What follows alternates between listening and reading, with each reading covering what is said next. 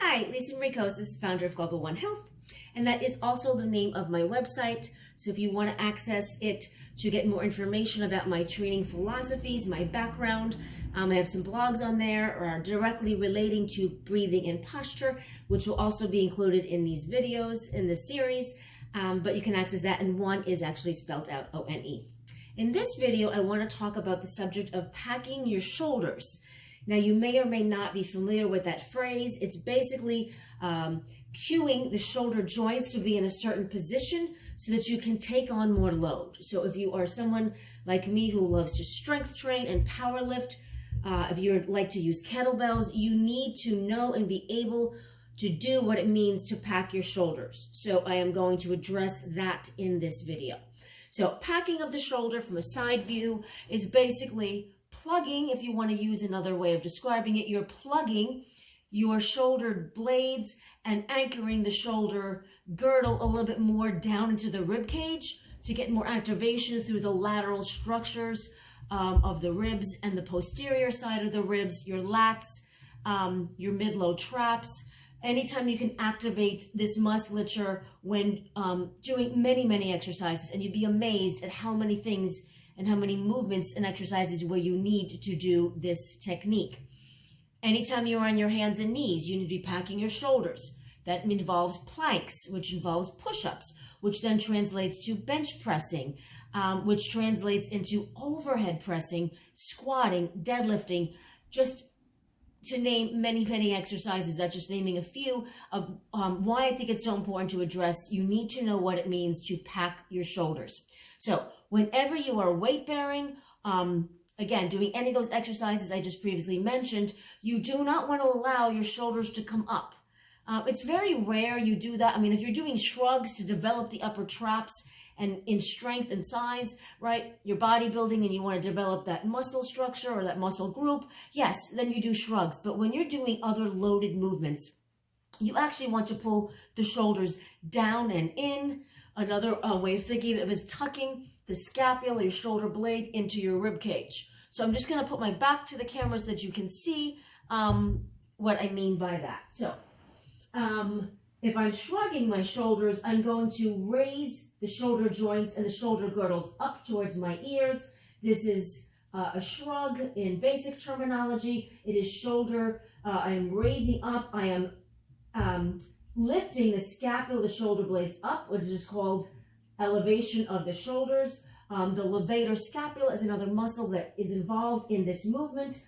But I have two ways, right, to do the opposite movement. So if shrugging is elevation of my shoulder joint and shoulder girdle, packing the shoulders is the opposite. It's the pulling down of the shoulder joints away from the ears, away from the neck, and into the rib cage. But it has to be active and not passive. So if I use my upper traps to shrug, I don't just want to release the tension here.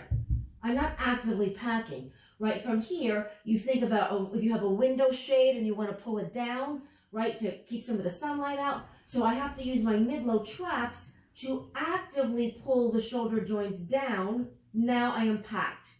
So it's harder to do here. A great example is if you're on a seated lat pull-down machine, and I'll just use a TheraBand to represent or mimic, right? Say I'm on that seated machine and I have my arms overhead on the straight bar, right? So in doing a pull-down, right, you're doing a lat pull down, you are packing your shoulder blades down into your back, right? So a drill you can do is scap depression. So if this is scapular elevation, scapular depression is referring to the pulling down or the packing of your shoulders. So a good way to practice that is if you have access to a pull down machine and you're there setting up and you have the weight set that you weigh the weight you want, you start up, let the weights kind of glide the shoulder joints up, and then keeping the arms straight, you simply actively pull your shoulder joints down. That is packing the shoulders. You can do that drill a couple times. Just let the shoulders glide up. You don't necessarily need to crank the upper traps to do this. If you have weights, you know, they'll help assist that upward movement, but the goal is that you're focusing on pulling your shoulder joints down from your mid-back, right? That is where your power is, right? You have much more powerful muscles in the trunk and in the shoulder girdle.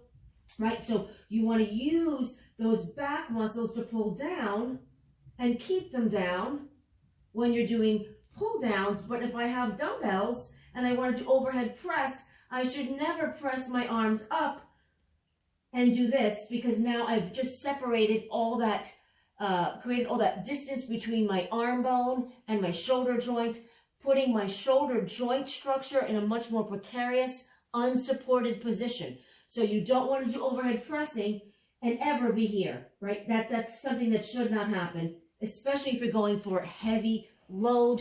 That will not be smart, will not be safe, and you'll never get, if it's your goal to lift heavy, if you want to go heavier and heavier, you have to protect your capsules and use those larger muscles in the trunk to support that capsule. And that will keep you safe and enable you to continue exercising, continuing to take load. And if your goal again is to lift heavier, you will be able to achieve that goal much faster and safer by packing those shoulders. So that is a very important concept, and I think I definitely deemed it important, worth addressing in a video.